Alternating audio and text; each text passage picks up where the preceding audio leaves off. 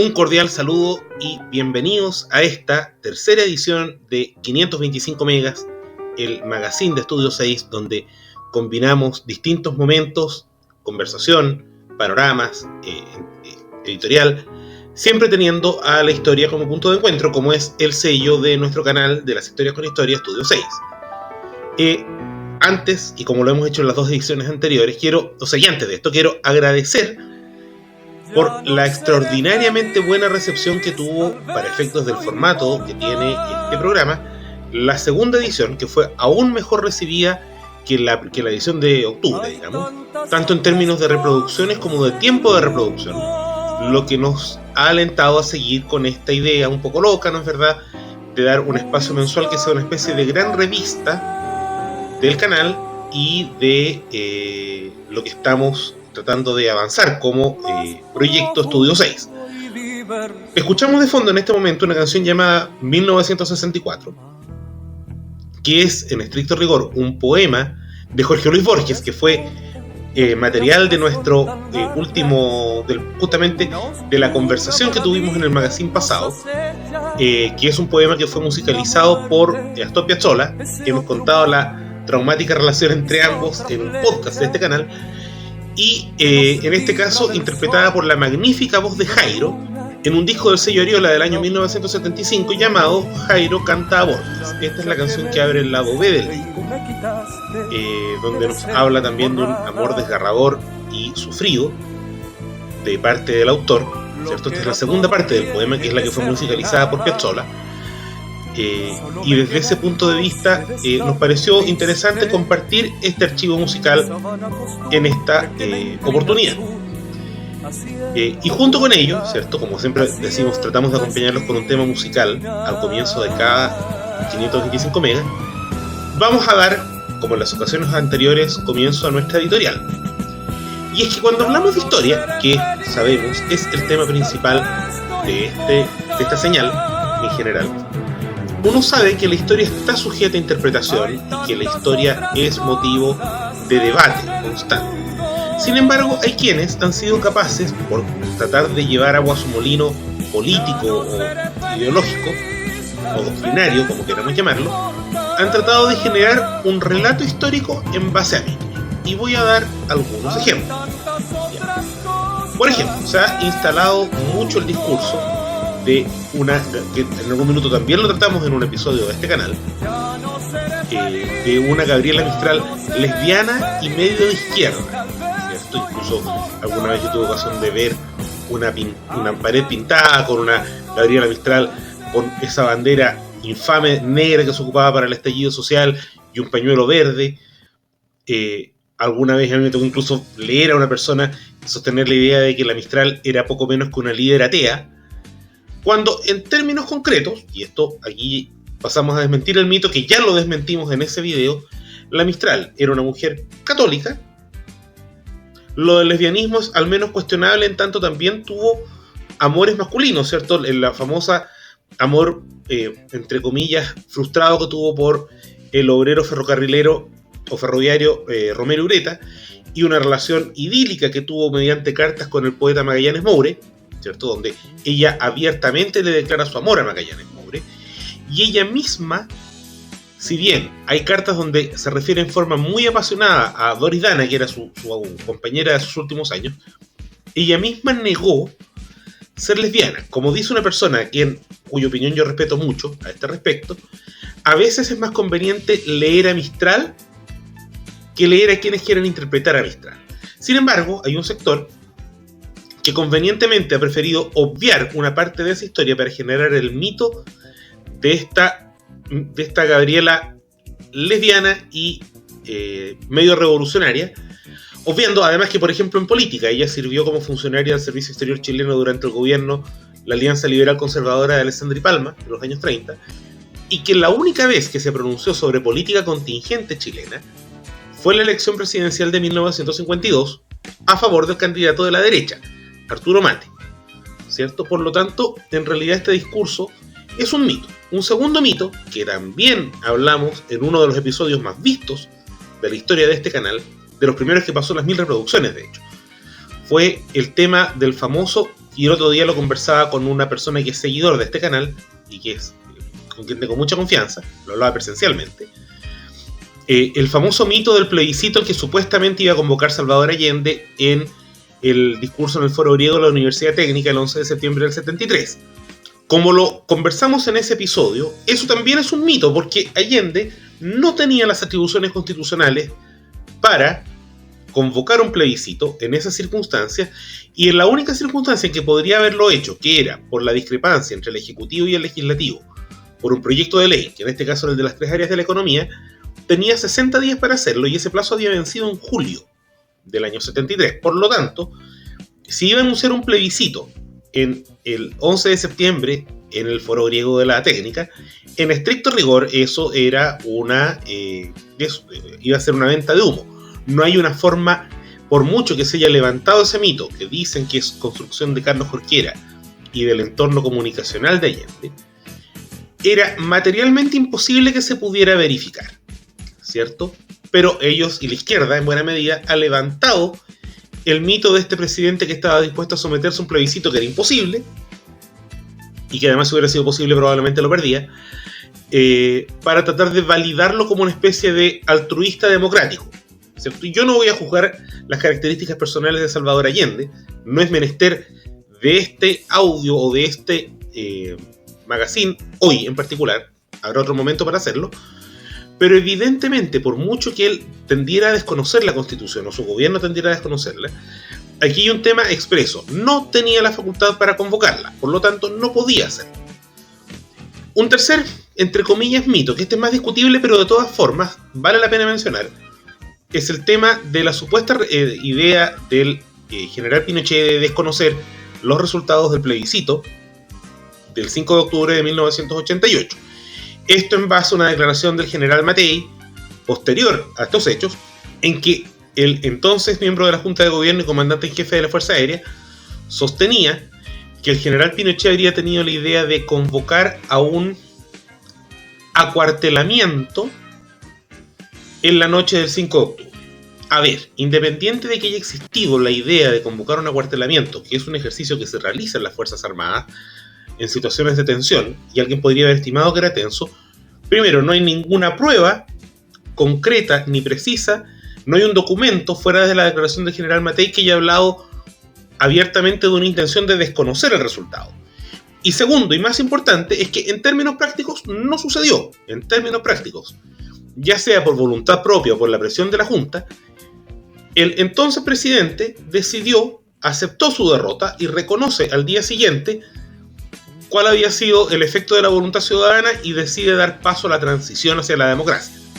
Y es que al final, y no quiero ser odioso, pero hay un sector determinado en este país que ha decidido enfocarse en la construcción de una historia o de un relato histórico que los victimiza o los pone siempre del lado bueno en base a mitos, tal como el mito que ha construido el actual gobierno de ser un gobierno feminista, aun cuando pertenece a un sector que históricamente no le reconoció derechos a las mujeres. Fue la derecha la que reconoció derechos tales como a la educación, al mercado laboral, al voto o al hecho de ser consideradas plenamente capaces. Y además, donde ese mito de la historia feminista ha sido comprobadamente falso, viendo los casos y denuncias por delitos sexuales ocurridos en el interior del Palacio de Gobierno. Esperamos que esto, por lo menos, a diferencia de los casos anteriores, no terminó siendo otra mentira para sustentar un relato histórico que no es tal. Dicho esto, damos paso por primera vez en esta nueva edición a nuestros avisadores de siempre para continuar con una interesante conversación sobre un tema de carácter deportivo desde la perspectiva histórica.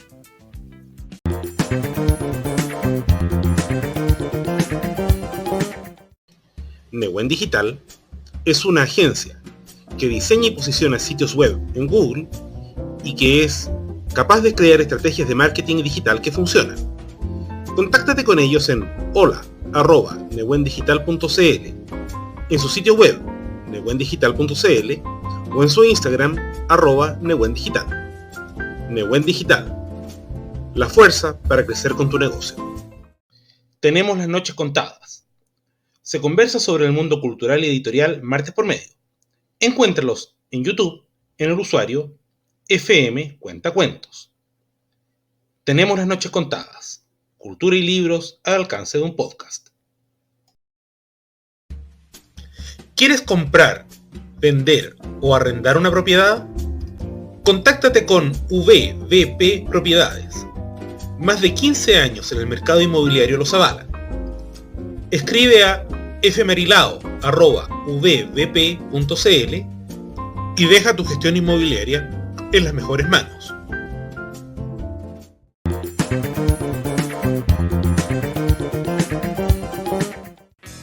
Bueno, y pasamos a este segunda bloque de nuestro 525 megas para conversar sobre fútbol. Curiosamente, sobre un tema que nos ha dado muchas alegrías en el pasado y cada vez más en el pasado, y también nos ha dado algunas, más que algunas, tristezas, sobre todo en el presente.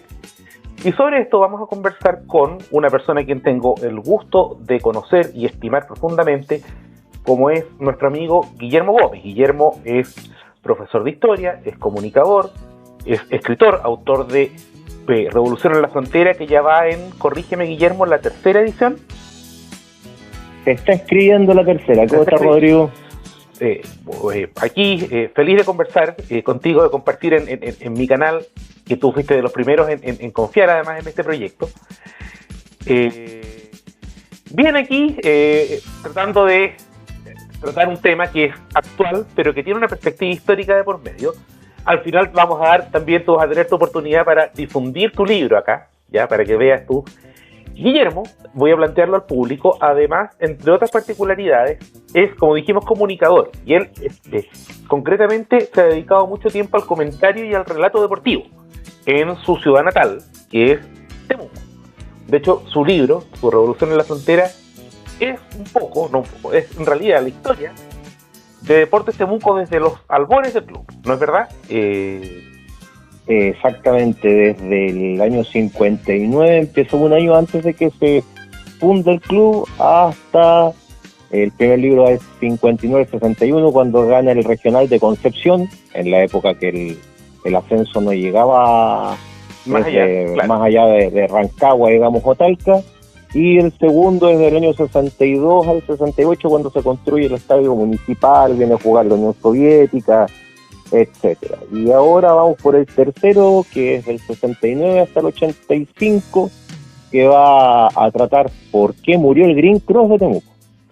Que a todo esto, hay toda una historia que alguna vez creo que merece ser contada, que es la historia de qué pasó con el Green Cross de partida, con el Green Cross original, que era un club de Santiago, el Club Pige de Santiago. De hecho, por eso, exacto, hasta el día de hoy, a Temuco, a Deportes Temuco, se le trata como el Pige, porque son herederos, en el fondo, hasta cierto punto, del Green Cross, que era el club de la gente elegante de Santiago, y que en algún minuto termina reventando. Ya hay varias historias de por medio vinculadas un poco con la mala suerte. ¿Ya? De hecho, el tema del accidente aéreo, y después del accidente aéreo la estafa de uno de sus dirigentes, claro, Fernando Jaramillo, claro, es toda una historia. Sí, y en un plazo de un año. De billetes. Y todo en un plazo de un año. 100.000 escudos. Sí. 100.000 con escudos. fuga cordillerana de por medio a caballo. Así es. Con eso te digo todo. Y con persecución en helicóptero. También, o sea, espectaculares para hacer. De hecho, la historia del robo, sé que nos estamos disociando un poco de lo que vamos a hablar, pero también da para, y quizá alguna vez tengamos ocasión de conversarlo también, es por una serie policial o por una miniserie, o sea, porque fue un robo espectacular, movido por una cuestión que era casi altruista en el fondo, que era resguardar al club, y todo esto además en medio de la tragedia justamente del vuelo Orlando 10, donde muere el plantel del Green Cross, o buena parte del plantel, y todo en menos de un año. Sí, no fue algo vertiginoso. Entre medio también hubo romance ahí, porque Jaramillo Phillips tenía una relación también con una dama que lo ayudó en este proceso. Entonces, no, es una historia, pero digna de Netflix. Sí, o Amazon Prime. Sí. Con presupuesto, es digna de hacer una miniserie. porque involucra demasiados factores y entre ellos el fútbol. Pero el tema de hoy, ya tendremos, yo de verdad espero tener ocasión en un futuro de tratar también este tema, pero el tema de hoy día tiene que ver con la selección chilena. Vamos a colocarnos primero en tiempo presente, Guillermo. ¿Cómo evalúas tú la realidad actual de la selección? Pésima. Ya, pésima. Creo que el triunfo sobre Venezuela es el piso mínimo que se le exige a la selección chilena en la división que sea. Es un tema de los orígenes del fútbol chileno. O sea, estaba casi prohibido que te ganara Venezuela, Bolivia, Perú en Chile. Generalmente esperaban las caídas ante los cuadros rioplatenses, Uruguay, Argentina, Brasil, ya, pero el resto no daba para descalabros en condición de local, y en condición de visita la cosa se empezó a estrechar en la década de los 80, pero antes era común que Chile fuera a Colombia, obtuviera puntos, Venezuela siempre obtenía puntos, en Bolivia, en Perú, en fin. Así que la situación actual no es de las mejores, marca así un pequeño tanque de oxígeno, creo yo, para Gareca, que a todo esto no es el Tigre Gareca que dirigió al Perú, que fue al Mundial de Qatar, de Rusia, es un remedio de este Gareca, pero sí el triunfo le permite también, y creo que lo presiona, es un respiro, pero además es una presión de no volver a equivocarse o en encontrar a lo menos un funcionamiento que también en el fondo lo que se vivió hace un par de semanas en el Nacional fue también por obligación que puso esos jugadores que entraron. Entonces no estaba convencido de la participación de ellos, eran suplentes algunos, llamados de urgencia a otros, como que claro. ellos le devolvieron un pequeño, fue como una brisa de mística a la selección que está a los tumbos, que estaba muy perdida y que es el fiel reflejo también de cómo está el fútbol chileno en la actualidad. Ya. Desde ese punto de vista, primero quiero coincidir casi totalmente en algo que se ha dicho acá, que dijiste, que es que nuestra selección, por supuesto, uno tiene que asumir que no somos ni Argentina ni Brasil, y que Uruguay ha ejercido una superioridad histórica como equipo del Río de la Plata con respecto de los demás países. Pero voy a plantear una estadística antes de seguir con el debate, que es que después de todo, a nivel histórico en mundiales, Chile es el cuarto país mejor posicionado en América del Sur. Los tres primeros han sido campeones del mundo, ¿cierto? El Uruguay, Argentina, Brasil, ¿cierto? Que han sido campeones 2 veces uno, 3 veces otro y 4 veces el otro. Y luego la mejor posición conseguida por un sudamericano en un campeonato mundial de fútbol es la posición que obtuvo la selección chilena en el histórico tercer lugar del 62 acá, ¿cierto? Porque los demás países sudamericanos, muchos han ido hay un país que no ha clasificado nunca, que es Venezuela, y lo más lejos que se llegaba a cuartos de final, que Colombia y Perú, que llegaron alguna vez y Paraguay, que llegaron alguna vez a cuartos de final. Pero en términos generales, Chile estaba en una posición de superioridad donde uno, y en eso también coincido, espera que hasta la cuarta especial de Chile le tiene que ganar a su par de Venezuela, a su par de Bolivia, y en el caso de Perú, al menos de local, tiene el deber de ganar también. ¿Ya? De visita ya es un poco más relativo, porque con Perú sí hay una rivalidad histórica, en rigor ese es nuestro rival más clásico, pero de todas formas, o sea, uno espera un rendimiento mejor que lo que hemos visto en este proceso clasificatorio. Siguiendo sobre esa línea, dale, por favor. No, dime, continúa. Desde ese punto de vista, hay varias preguntas que nacen al respecto. Primero, sobre la actualidad del fútbol chileno y luego en la comparativa histórica. Primero, en la comparativa histórica, ¿es para ti la peor selección chilena de los últimos, no sé, 20 años, o 40 años, 50, o de la historia, en base a sus resultados? Mira, creo que está muy cerca de la selección de Pedro García de la eliminatoria para Japón y Corea. Estuvo Pedro García, Nelson Acosta, Peineta Garcés, algunos partidos. ¿Dónde quedamos últimos? Claro, estamos cerca, pero ¿por qué no quiero ser tajante en que es peor que aquella? Porque queda todavía si la memoria no me falla, quedan 6 partidos el próximo año. Es que un tercio. Claro, queda un tercio del puntaje. Entonces, va a depender cómo esté la pesca de puntos en partidos complicados también, para determinar si es igual de mala, si es peor de mala. Ahora, en largos pasajes de esta eliminatoria, de verdad que la selección no da pie con bola. Lo otro igual es que creo que Gareca no ha aprovechado de trabajar lo que dijo, yo me acuerdo, posterior a la derrota ante Bolivia, de que dijo que él no consideraba que era fracaso, etcétera, etcétera, y que él, si es que no llegaba a clasificar al Mundial, iba a dejar una base joven de trabajo. No ha hecho nada Gareca. No ha hecho nada, se está ganando la plata muy fácil.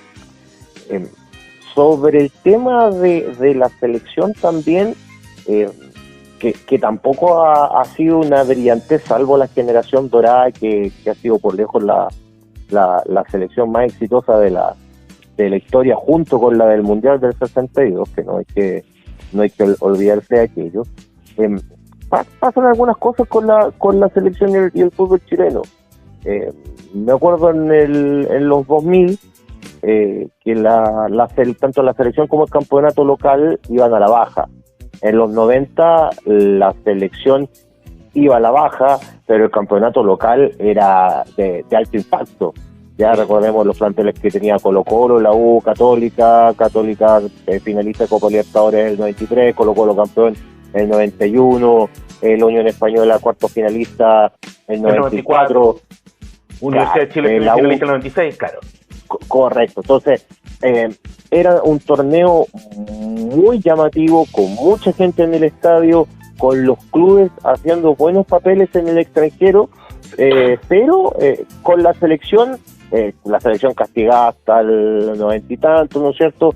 Y ahí vino el éxito de Nelson Acosta, la selección para Francia en 98, y después vino el bache. Vino el bache en la selección, vino el bache en los clubes, vino el bache en el torneo local. Y creo que la generación dorada tapó el bache local, tapó el bache de los clubes, y la selección se transformó en el producto estrella del fútbol chileno.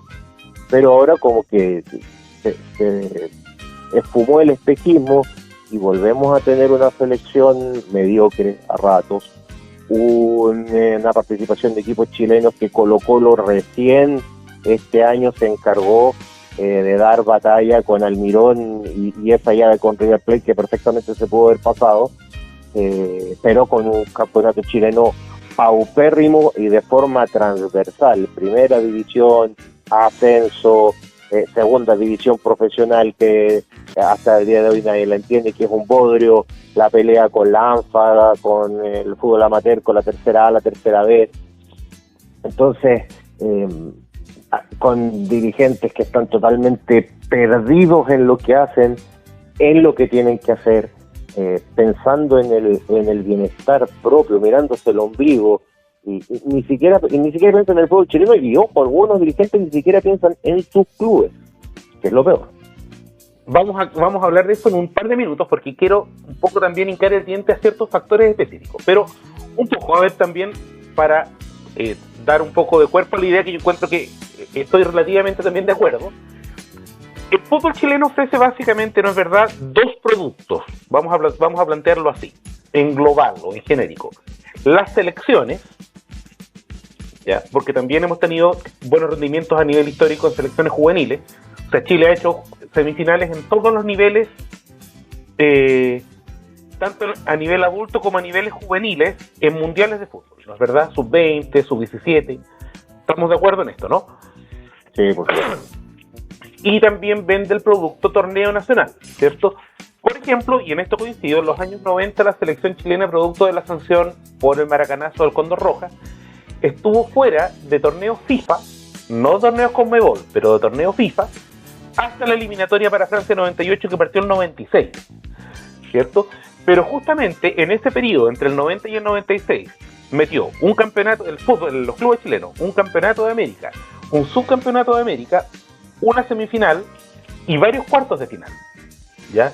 Porque el 90 y el 90 Católica metió un cuarto de final, el 94 Unión metió cuartos de final, y bueno, y dijimos la semifinal de Universidad de Chile en 96, la final de Católica en 93 y el campeonato tenido por Colo-Colo en 1991. Y ahora se ha producido un desbalance a la inversa desde comienzos de los 2010, vamos a plantearlo en estos términos, donde este producto llamado selección o este producto llamado generación dorada tapó el brillo de la generación dorada tapó todo lo demás y ahora el brillo se empezó a oxidar, ¿ya? Pero ojo, el fútbol chileno para atrás tiene también un historial de ciertas discrepancias entre los resultados de su selección, donde tuvimos jugadores individualmente hablando de nivel notable y rendimientos que sin ser malos tampoco fueron tan notables. O sea, Chile, recordemos que desde el 62 no volvió a pasar de ronda en un mundial hasta el 98, habiendo tenido en el camino varios jugadores de clase mundial, como el Chino Caselli, Elías Figueroa, el mismo Roberto Rojas, que no jugó mundial, pero que era considerado en su tiempo uno de los mejores arqueros del mundo. Y sin embargo, esa disociación hoy día ya no existe y básicamente ambos productos que nos ofrece el fútbol chileno están en decadencia. Creo que estamos de acuerdo, ¿no? Sí, claramente. ¿Cierto? Entendiendo además, y aquí también espero tu opinión, que hay gente que dice que estamos pasando un momento crítico porque, y esta opinión me acuerdo de haberla leído en X o Twitter, que es que parte del momento crítico tiene que ver, quiero que hinquemos un poco el diente en esto para después pasar a hablar de los señores dirigentes, pero antes quiero resolver esto. Porque estamos pasando por un momento histórico en que por primera vez desde el 62 no tenemos ningún jugador jugando en equipos de talla internacional o en ligas de talla internacional como titulares, ¿cierto? Contexto, ¿cierto? Y tú me podrás corregir, pero desde antes del 62 sí había pasado que habían habido jugadores chilenos jugando en el exterior, ¿cierto? Y algunos Robledo, por ejemplo. Jorge Robledo, por supuesto, que la gran leyenda chilena en el fútbol en el Newcastle. El Capito en Racing. El gran Sergio Roberto Livingston, que habían algunos imbéciles que le negaban la condición de ídolo en los últimos días, porque hay que ser imbécil para negarle la condición de ídolo al fútbol chileno, al Capito Livingston. Creo que estamos de acuerdo en eso también, ¿no? O sea, el primer chileno jugar en Argentina y ninguneándolo hasta ahora un poco lo que hizo el pelmazo de Matamara con el libro de la selección y de Mundial de Santiago. Una falta de respeto completa, absoluta. ¿Cierto? Y algunos otros jugadores también en fútbol internacional, Fernando Riera en Francia, etcétera, etcétera. Pero a contar de ese sentido, Chile siempre estuvo posicionando con Jorge Toro en la Sampdoria, en el fútbol italiano, empezó a posicionar jugadores en ligas de primer nivel o en equipos muy competitivos, ¿cierto? Elías Figueroa, Seba Peñarol, el 67, Nacho Prieto, campeón de América, el 71 en Nacional, el Chino Caselli en España, y así sucesivamente, los jugadores que fueron a lucirse a México, como el Mariscal Quintano, o Carlos Reynoso, o Panadellita Castro, y así, podemos seguir hacia adelante. Y hay quien dice que esto no se verifica en la realidad actual del fútbol chileno. Entonces mi pregunta es, ¿crees tú que esa opinión es cierta? Si es cierta, ¿por qué? Y si no es cierta, también ¿por qué? Es cierta y creo que acá pasa varios factores. Creo que en el tema juvenil, el tema de los representantes, así como... Yo no satanizo a los representantes, ¿eh? Yo creo que cumplen una labor desde siempre en el fútbol, o desde casi siempre. Correcto. Que es poner a los jugadores en órbita, que es mostrarlos, etcétera. Ahora, las mafias de representantes, o cuando el representante te arma un equipo, ya ese es otro tema. Ese es otro tema, y también qué tanto le delimitan la cancha al representante que trabaja con tu club. ¿Ya? Eso es otro tema. Ahora, como señalabas en un punto, Chile siempre ha tenido buenos resultados en sudamericanos juveniles, en mundiales juveniles, etcétera. resultados que no los ha tenido, si la memoria no me falla, desde la selección de Mario Salas del 2013. Que fue cuarto finalista, sí.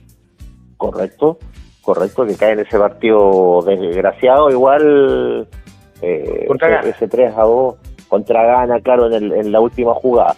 Claro.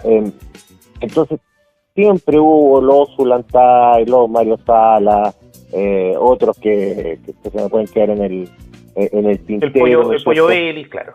Pollo Vélez, claro. Entonces, falta que el jugador se foguee primero en su selección juvenil para ser vendible. Ahora un chico, no sé, te mete 2 goles en primera, con estadio medio vacío, y ya empieza a sonar el tema de que lo van a llevar acá, que lo van a comprar, que van a comprar el pack, esto, lo otro, y considerando también que estamos socialmente en una generación de muchachos que en lo futbolístico son muy pocos comprometidos con su camiseta, por eso que ahora tampoco hay tantos ídolos en los equipos. Digo que el contrato es por el año, juegan el año en un club, me fue bien, me quedo, y si no me ofrecen la misma plata, me voy. Ya no hay ídolos en los clubes, los juveniles andan pensando en el auto, en las redes sociales, en las zapatillas, en el corte de pelo, en el tatuaje. Y eso es una realidad, y quizás nosotros etariamente, que somos, no vamos a decir que somos unos viejos, unos veteranos, pero vemos eso con distancia, po. Lo vemos con distancia porque también conocemos a los ídolos que tuvimos en nuestros respectivos equipos, tú en Católica y yo con Temuco, que no estaban con las mechas teñidas, que no se preocupaban de un tatuaje, que si el equipo, también en su momento del Colo-Colo, ¿no es cierto?, con el tema de la quiebra, jugadores que se quedaban por el amor al club, por el amor a la camiseta. Ahora eso prácticamente no existe, por un tema económico y también por un tema, me atrevería yo a llevarlo al punto hasta de la sociología de una, podríamos decir, descomposición en ciertas bases sociales que lleva a eso, lleva al logro material primero que al logro personal. Insisto, acá nos podemos ir un poco en la profunda, irnos en la parte sociológica, pero de verdad, y creo que es transversal. Tú eres hincha de un equipo de primera división, yo soy hincha de un equipo del ascenso, y se ve aquello. El último ídolo de Católica, Chapa en salida, un tipo, el mismo corte de pelo siempre, ni un tatuaje, o si lo tenía era muy discreto, era muy piola, muy claro, discreto. Se tenía que comer banca, comía banca, era titular, jugaba, lo daba todo, entrega valores a los muchachos, condición de ídolo nato. Ya por más que algunos también descerebrados le cobran el hecho de que jugó en Boca, que jugó en Colo-Colo, etcétera, mantengamos las proporciones. Claro. Acá en Temuco el último ídolo fue Cristian Canillo. Ha sido Cristian Canillo. Absolutamente identificado con la historia del club, hasta por un tema de origen geográfico. De hecho, nació en Nueva Imperial, Mapuche. O sea, ¿qué más vinculación? O sea, con la Araucanía. Claro. Que jugó en los años en que, como contaba Lucas Barrios, de las pensiones que con gotera, de esa época de Cristian Canillo. Claro. Cuando Temuco le daba pensiones con gotera a los jugadores. Entonces es un ídolo, y jugó Copa Internacional, llevó a Temuco a una Copa Internacional, hizo goles en Copa Internacional, entonces le hizo todas Canillo. Creo que la única manchita fue haber descendido con Temuco el 2018, pero eso fue el error de Marcelo Salas y compañía, con la desastrosa gestión en oficina de la Copa Sudamericana, cuando se le derrotó los 2 partidos a San Lorenzo de Almagro. Claro. Entonces eso pasa con los juveniles, digamos. Que están prácticamente en otra, y también haciendo un hincapié en ese tema sobre el canal del fútbol. Yo creo que el canal del fútbol es el ángel, el diablito del fútbol chileno al mismo tiempo. La creación de Reinaldo Sánchez, creo que ha sido la salvación del fútbol chileno, porque el fútbol chileno estaba quebrado en un momento y creo que está quebrado. El fútbol chileno viene estando quebrado desde el año 60 y tanto. Sí. Desde esa época el fútbol chileno que está quebrado. Pensemos que la NFP es una organización que no tiene 40 años, cumple 40 años el próximo año, porque la antecesora, que era la Asociación Central, quebró justamente después de la gestión de Rolando Molina justamente porque tenía una serie de problemas financieros que hacían imposible cumplir sus obligaciones. No voy a dar la lata jurídica del tema, pero un poco es el problema. Claro. ¿Ya? Claro, tenemos un fútbol chileno quebrado, unas bases o unas generaciones juveniles completamente disociadas de los que somos mayores, vamos a plantearlo así, o más maduros, para no vamos a tratarnos de viejos acá, ¿no? No, para. Disociado de lo que uno espera de un juvenil. Yo me acuerdo, voy a contar una anécdota que contaba el polaco Golver hace unos años atrás, de cuando a él lo mandan o lo contratan para dar una charla juveniles de la U. Y él decía, bueno, mi experiencia, etcétera, etcétera, y eso que el polaco Golver, siendo muy honesto, tampoco tuvo una carrera brillante, tuvo una carrera decente. Sí. Pero no brillante, o sea, no fue Marcelo Salas, que sí tuvo una carrera deportiva extraordinaria más allá de sus ritos como dirigente, ¿cierto? Y él contaba algo de su carrera, y él le pregunta en un minuto a los cadetes de la U, ¿cuál es la meta que tienen ustedes? Y la mayor parte le salió con respuestas desde un auto nuevo, una mina que les gustaba, un reloj, hasta yo quiero jugar en el Inter, yo quiero jugar en el Real Madrid, yo quiero jugar en, no sé, el Liverpool. Y él le hace una pregunta a todos. Aquí hay una respuesta que yo no escuché. ¿Nadie quiere debutar en primera en la U? Y la pregunta era obvia. O sea, al final, el juvenil, de cuando nosotros crecimos viendo fútbol, su meta era debutar en primera. Y de ahí iban viendo paso a paso cómo crecer. Y así se construían las idolatrías. A mi gusto, no sé si estás de acuerdo. Y de alguna forma, esa situación se perdió. ¿Ya? Y esa disociación significa que hoy día estamos con un fútbol chileno en crisis. Y esa es una patita. Y ahora tú, al hablar de la quiebra, o de que estamos virtualmente al borde de la quiebra del fútbol chileno, has tocado un segundo tema que es en el que yo sé que tú te quieres extender. ¿Qué responsabilidad le asignas tú a la dirigencia en esta crisis de la selección? Y de los clubes también. O sea, bastante, porque no hay un esfuerzo.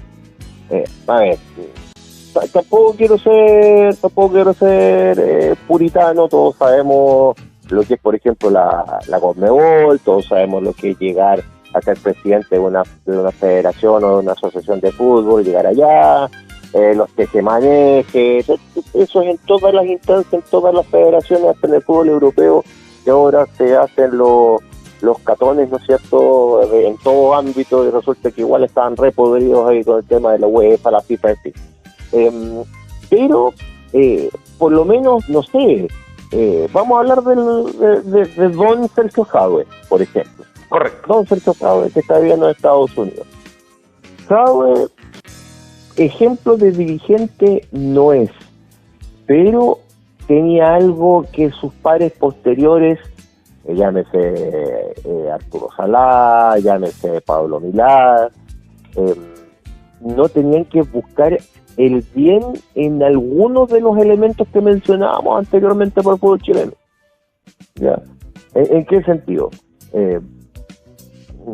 Jadue, para mí los que dicen que por Jadue Chile ganó la Copa América, también creo que es una exageración. Yo creo que Chile no gana. Lo gana porque tiene una selección brillante en cancha. Yo creo que Jadue ayuda en el sentido de que Chile no corrió riesgos de que lo perjudicaran. No sé si me explico. Claro. Fue más una barrera de contención en términos de que, teniendo a Jadue ahí, se evitó que hubiera algún tipo de perjuicio organizacional de los que a Chile le podían pasar. Claro. Un buen fixture y también un buen, entre comillas, control de los árbitros, que fueran árbitros de peso. O sea, Chile en la Copa América de cuartos de final para adelante le arbitró gente de peso a la selección. Claro. No vino, no sé, un árbitro de Guyana a arbitrar contra Argentina que se meara en los pantalones teniendo a Messi al frente, por ejemplo. Claro.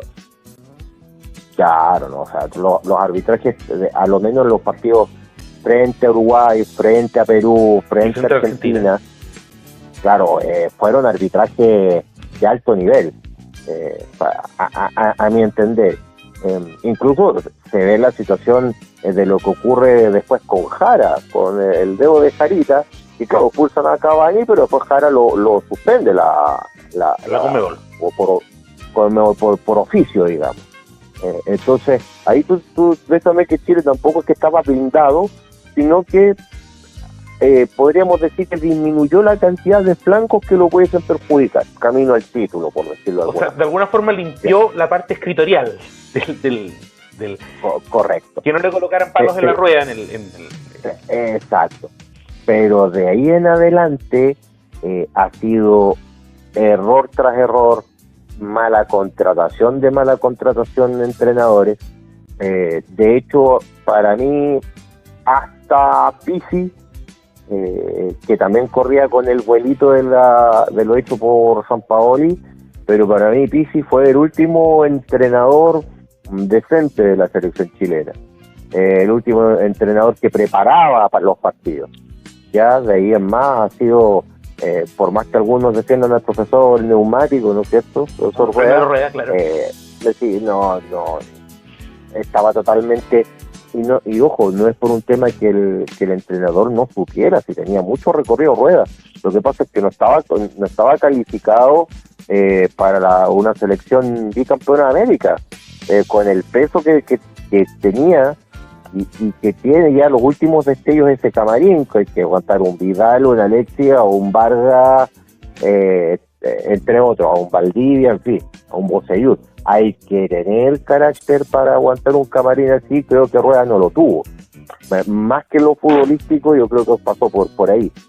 Y después lo que pasó con Berizzo, lo que pasó con Lazarte, pues, ha sido complejo. Ahora, el tema dirigencial, yo creo que se puede relacionar con el tema país más de lo que uno piensa. Actualmente, y sin meternos en la contingencia política, pero acá actualmente en Chile ocurren groseros errores por no utilizar un lenguaje más claro. No sé si en tu programa se pueden decir garabatos. Sí, es cierto, garabatos, sí. Ya digamos así. Cagada tras cagada, todos los días. Y nadie... Reglamentario, la terminología es plenamente reglamentaria. Dale. Y nadie renuncia. Es una cuestión que en cualquier empresa privada, o incluso llevándolo a nivel de gobiernos locales, en muchos municipios se cometen errores y cuestan cargos. Y el responsable sale entre tiempos, claro. Exacto, o sea, no hay más. Pero el área dirigencial del fútbol se está pareciendo mucho a nuestra política contingente. O sea, han habido errores garrafales de Milán, han habido errores garrafales del Consejo de Presidentes, las programaciones, los horarios, los días de partido, esto de jugar, no sé, un viernes a las 3 de la tarde, jugar un martes a las 12, exagerando un poquito los horarios, pero ahí de repente, no sé, pues tiene un Recoleta Santiago Morning en el ascenso el martes a las 4 de la tarde. O sea, horarios atentan contra el público, que son equipos que ya tienen poco público y van menos gente todavía. Obvio. Las logísticas, los traslados, la mala planificación de la Copa Chile, no planificar, te lo digo como alguien que está en los medios, a veces tú quieres planificar el mes de transmisiones y no puedes porque no tienes el fixture. Tienes que ver si viajas, no viajas, el tema de la programación, en las radios también, tú sabes que no es al lote el tema, sino que... No, se planifica con tiempo, no es tan flexible, o sea, no es una cosa de llegar y, sí me tiro con lo que hay. Claro, y cuando muchas fechas en el fútbol chileno pueden ir disputarse solo el fin de semana, dejar la semana para la Copa Chile, ya, y también darle mayor ritmo, que sea una Copa Chile más larga. En Chile se juega muy poco, En Chile se juega muy poco en comparación a Argentina, en comparación a Brasil, se juegan una barbaridad.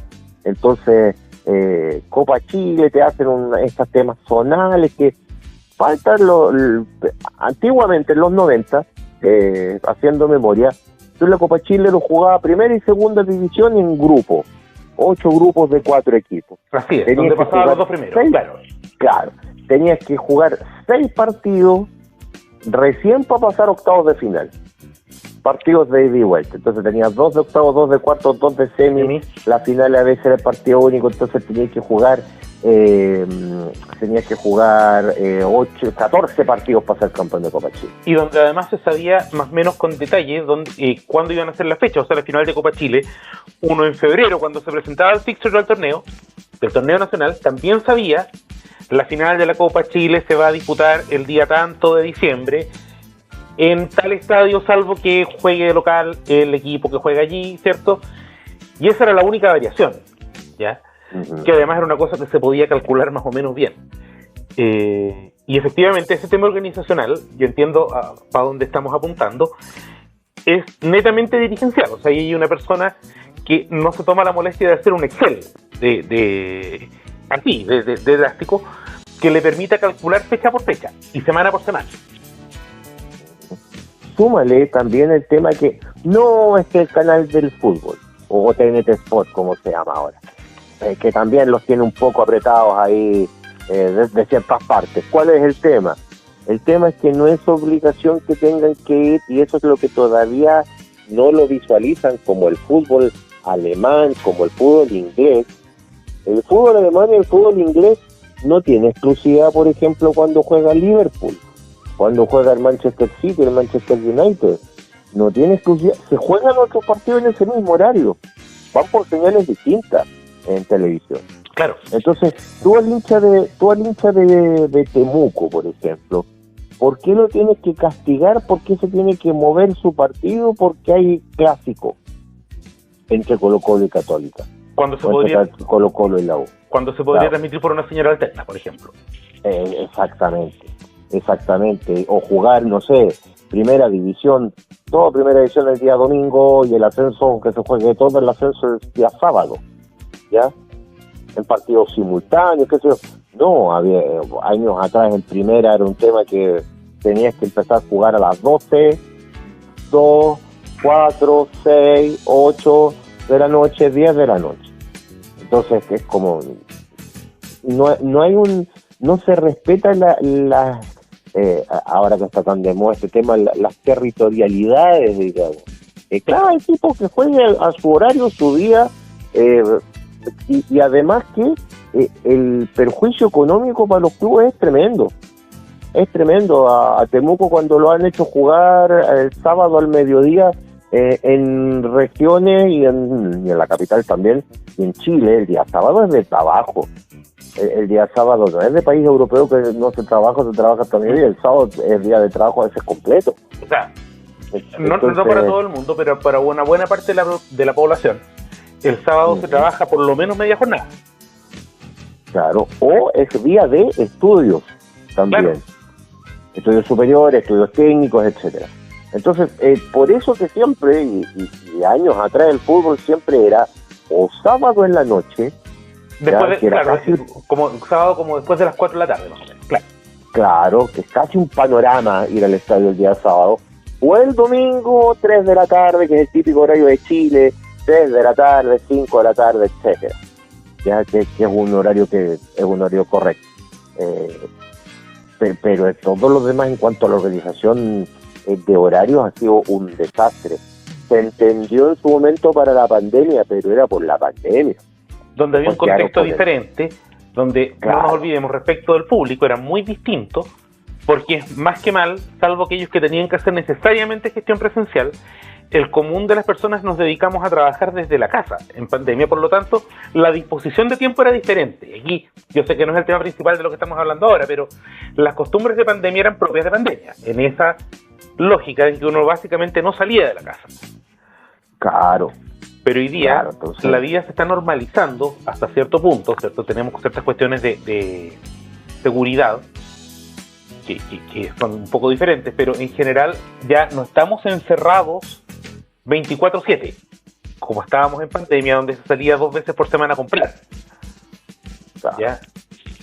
Y eso, claro, o sea, hay costumbres que tienen que haber cambiado, y eso el fútbol chileno, entendiendo un poco también a dónde apunta, no ha sido capaz de asumir que ya los tiempos tienen que volver a la normalidad.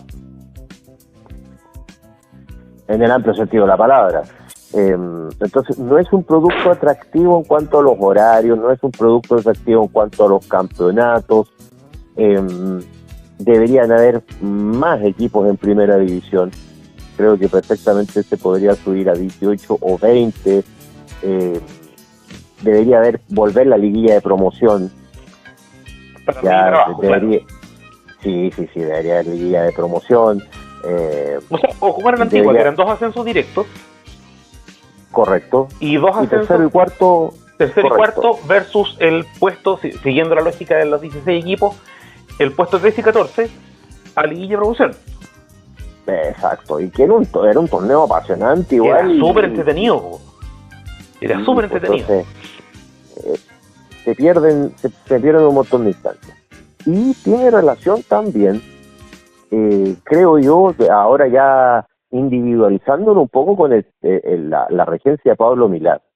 ¿Ya? Y esto lo conversamos En la previa, sí, papá. en la previa, fuera del micrófono. Estamos honestos con nuestro público. Sí, creo que Pablo Milad en toda esta crisis de la selección representa, y acá me voy a meter un poco en el tema político, pero creo que representa lo peor del piñerismo, ¿ya? Lo peor del chilevanismo, o como quieras llamarlo, en el sentido igual, o del piñerismo sin Piñera, por decirlo de alguna forma. Claro. De esta cosa de que le cuesta tomar decisiones, que no sale a hablar, que no tiene donde mando para ordenar a los presidentes de los otros equipos, al no saber negociar, al no finiquitar, por ejemplo, un tema que es que la Federación de Fútbol de Chile tendría que, estar por sobre la NFP y por sobre la ANFA, digamos, ¿no? Que cada uno tire para su lado. Claro. En vez de haber sido el padre de esta reforma, ha disipado todo es turbio, el tema que se le reclama con los representantes, el tema de de estas dificultades que ha pasado por secretaría, lo que ocurrió con Huachipato, por ejemplo, en la última Copa Chile, que querían eliminar a los equipos australes por secretaría, que le pusieron el mismo día 2 partidos. O sea, es un desastre. Se extraña el tipo de dirigencia más clásico, ni siquiera vamos a volver al tema de Sergio Jadwe. Creo que, por ejemplo, de Ricardo Humor. Ricardo Humor era un tipo que muy apasionado por el fútbol. Pero venía de la dirigencia histórica. Claro, y cuando tenía que sentarse a conversar con los entrenadores, se sentaba a conversar con los entrenadores y no hablaba en los pasillos con la prensa. Él los llamaba a Quilín, se hacían extensas conferencias de prensa. Acuérdate la conferencia cuando sale Ascar Huerta. Claro. Ya, entonces, son cuestiones de dirigentes que tomaban decisiones. Claro, no se escondía, y que llega un momento también en que hay que saber tener llegada con los demás dirigentes y también ver altruistamente a mediano y largo plazo, y no solamente ya nosotros queremos la plata del canal del fútbol, nosotros en primera división tenemos que sí o sí recibir más plata que los del ascenso, los del ascenso tenemos que recibir plata y los de la segunda división profesional no tienen que recibir plata. No, porque con eso no hay estímulo, no hay crecimiento, ya. ¿Para qué decir? El fútbol femenino también tuvo su generación dorada, claro. y ahora y ya pasó. Claro, y que no se ha potenciado el fútbol femenino, para qué decir las divisiones menores, en fin. O sea, el tema de Milad es crónico, y lamentablemente no se ve en en el corto plazo y dentro de la órbita de los otros dirigentes, alguien que pueda asumir un rol, digamos, de mano firme en la NFP, que es lo que se necesita en este momento. Claro. No se ve. O sea, además de este presente difícil, en tus palabras, y esto un poco también tratando de redondear la idea, no hay un futuro que uno diga, pero por lo menos tenemos una luz de esperanza si miramos hacia tal lado. Para nada, no tenemos no sé, tampoco la idea es tener un Chiquitapia, no. El fútbol chileno tampoco resistiría eso. Creo que tuvimos nuestra versión de Chiquitapia porteño con Reinaldo Sánchez, pero aún así creo que Reinaldo Sánchez tuvo la visión, insisto, que se le avala poco o se le reconoce poco el tema precisamente de la creación del canal de fútbol, del CDF, claro, para evitar la quiebra del fútbol chileno. Creo que desde esa época no tenemos un cambio así revolucionario dentro del fútbol chileno, no tenemos un dirigente con esa muñeca y con esa capacidad de decir, ¿sabes qué? Vamos a ir todos hacia esa dirección. Claro. No lo hay en este momento. Bueno, creo que nos sigue quedando mucho material en el tintero. Creo que probablemente vamos a tener en algún minuto una segunda conversación para seguir desmenuzando la realidad del fútbol chileno, quizá también hablar un poco de historias de clubes y por supuesto la historia de la selección. Ha sido muy entretenido. Yo quisiera agradecer profundamente que hayas accedido a nuestra invitación para conversar de historia y de fútbol, que son dos temas que nos apasionan. Como lo aprovecho de repetir a nuestros auditores, con Guillermo nos conocemos y justamente han sido dos temas, entre otros, con los cuales nos encanta hablar mucho de este tema, y hoy día hemos tenido ocasión de compartir un poco estas dos pasiones que son la historia y el fútbol, en un momento para el fútbol chileno que es un poco dramático, siendo bien honesto, y un poco esa es la conclusión también. Guillermo, antes de esto, quisiera que aprovecharas de difundir tus libros, dónde se pueden comprar o cómo se pueden adquirir, por favor.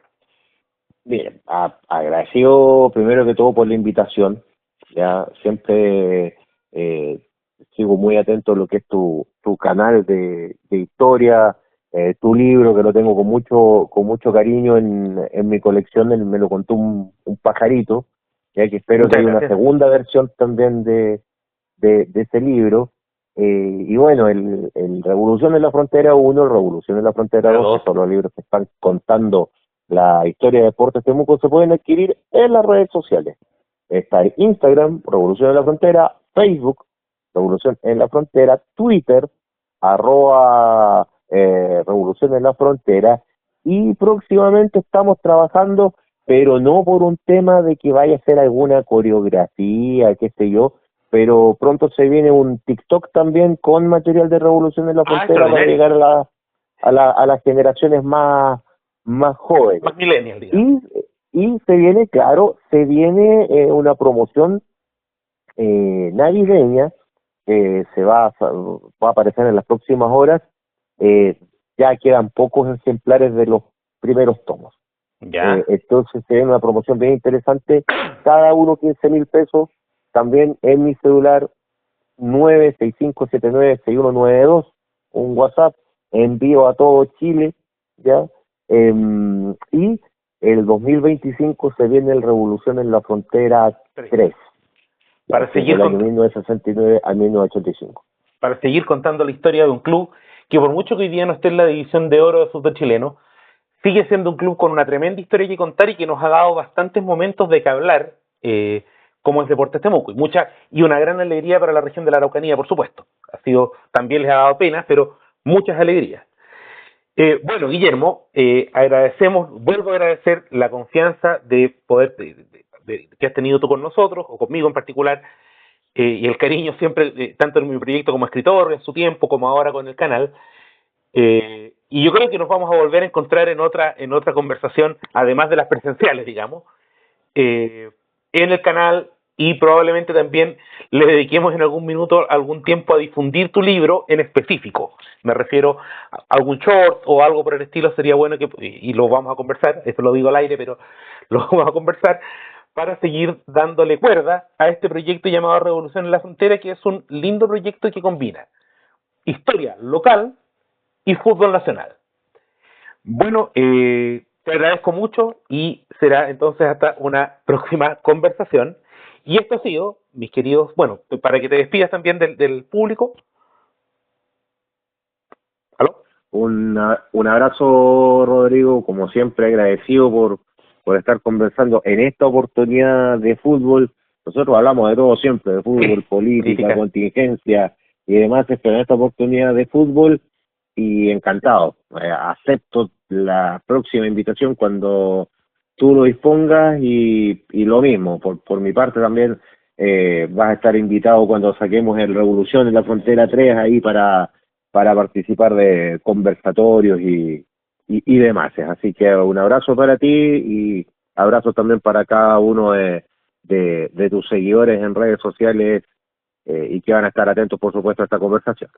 Bueno, esta ha sido la conversación que agradecemos nuevamente a Guillermo Gómez. Él es, como hemos dicho, profesor de historia, comunicador, y concretamente es comunicador como comentarista y relator deportivo, y escritor, autor de Revolución en la Frontera 1, 2 y se viene el 3, para que estén atentos.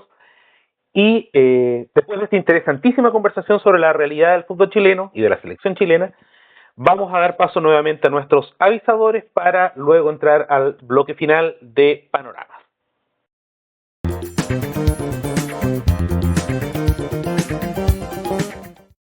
Tenemos las noches contadas. Se conversa sobre el mundo cultural y editorial martes por medio. Encuéntralos en YouTube en el usuario FM Cuentacuentos. Tenemos las noches contadas. Cultura y libros al alcance de un podcast. ¿Quieres comprar, vender o arrendar una propiedad? Contáctate con VBP Propiedades. Más de 15 años en el mercado inmobiliario los avalan. Escribe a fmerilao@vbp.cl y deja tu gestión inmobiliaria en las mejores manos. Newen Digital es una agencia que diseña y posiciona sitios web en Google y que es capaz de crear estrategias de marketing digital que funcionan. Contáctate con ellos en hola@newendigital.cl, en su sitio web newendigital.cl o en su Instagram @newendigital. Newen Digital, la fuerza para crecer con tu negocio.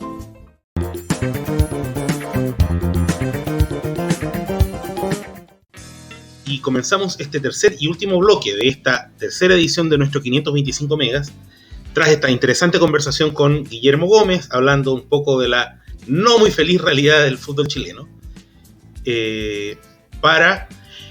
Antes que todo, hoy día el panorama van a ser probablemente un poco más breve, pero tiene que ver con una circunstancia que nos interesa mucho, porque una persona, ¿cierto? Hay una persona que es Aidia Yamini, que es un escritor muy amigo en términos personales de quien habla, que ha sido gran colaborador del canal en términos incluso de colaboración de la Teletón, vamos a hablar de esto también al final, que ha publicado a lo largo del tiempo 2 libros, Alguien como tú y Chocolate Derretido, de los cuales también este año, y hemos difundido estos libros en shorts en el canal o en redes sociales, y hemos tenido la ocasión de conversar muchas veces con él, ¿cierto? Particularmente, y él todos los años en diciembre hace un venta especial navideña. Entonces queremos aprovechar un poco este espacio del Panoramas para recomendar sus novelas, que son de alguna forma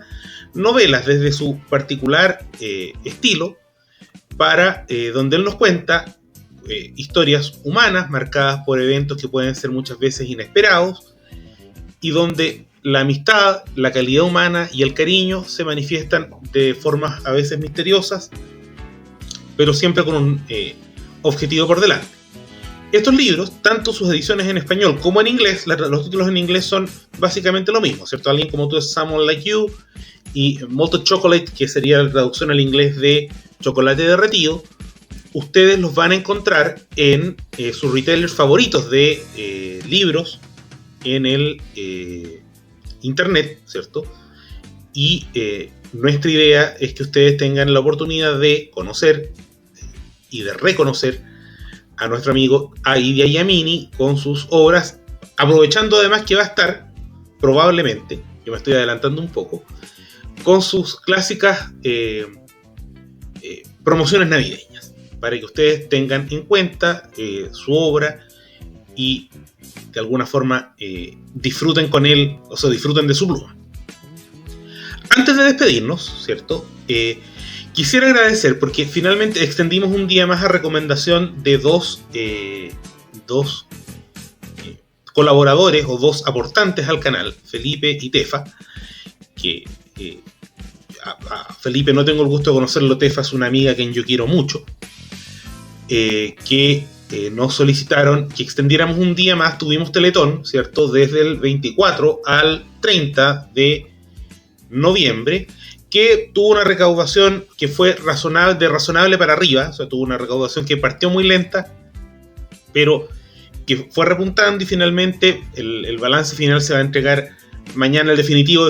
Entregamos uno de aproximadamente 151.000 pesos que se entregó en la noche del sábado a horas de terminar la campaña, pero probablemente este lunes vamos a publicar en redes sociales cuál fue el balance final.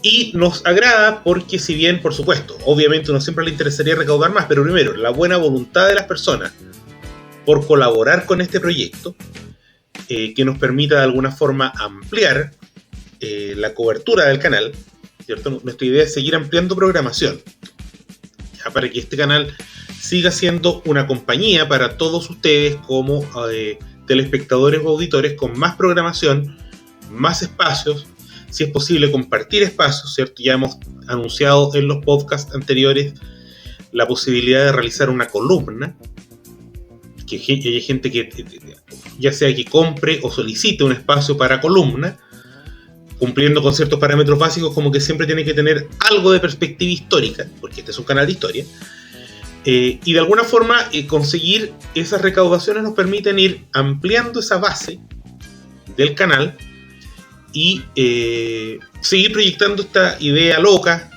un poco extraña para algunos quizá en el tiempo, de ser el canal de las historias con historia con más material para compartir junto a ustedes. Probablemente durante el verano además vamos a tener algún pequeño receso de 1 o 2 semanas, no puedo adelantar cuándo. Sí vamos a tener, por supuesto, y incluso ya tengo conversado al invitado del siguiente 525 megas de enero. Si escucha esto probablemente va a saber a quién me refiero. Pero nuevamente, yo quiero agradecer a cada una de esas personas que colaboraron con nuestra campaña, ¿cierto? Voy a enumerar a Tefa, a Alejandra, a Javier, a un aportante anónimo, a Patricio. Un aportante anónimo lo digo porque él solicita que sea anónimo. A Patricio, como decía, a Francisco, a Felipe, a Felipe, porque son 2 Felipes de hecho los que nos están colaborando en este momento, a Manuel, a Harald, a Alexis, a don Rafael, a quien yo estimo muchísimo, y a Rodrigo, que nos han colaborado como en tantas ocasiones. Bueno, otro dato importante, 1/3 de esos aportantes lo hizo por primera vez, cosa que también nos deja bastante contentos respecto del futuro de este proyecto, porque después de todo nos permite seguir pensando en crecer. Como a mí me dijo una persona en quien yo confío mucho, no quiero plantearme como este es un proyecto chico, sino que es un proyecto que está en crecimiento, y en la medida de que vamos viendo estas manifestaciones, así como con la sintonía, sabemos que no estamos tan equivocados ni tan perdidos, y eso también hay que agradecerlo.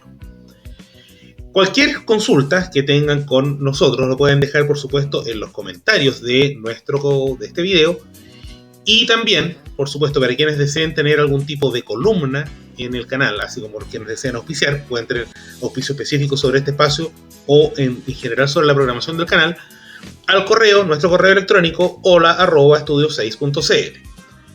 Habiendo dicho esto, y como siempre agradeciendo primero a quienes han colaborado con la Teletón de nuestro canal, a quienes siguen al pie del cañón dándonos sintonía y prefiriendo nuestra programación, y a todos, que bueno, en este caso es a Guillermo, que ya lo tuve ocasión de agradecerle por participar de la entrevista o conversación del día de hoy en nuestro 525 megas será hasta una próxima oportunidad, en un próximo episodio, en nuestros podcasts, los shorts que podamos sacar en el corto o mediano plazo, e idealmente, está ya más o menos planificado, en el próximo 525 megas, que debiera ser el primer domingo de enero ya de 2025.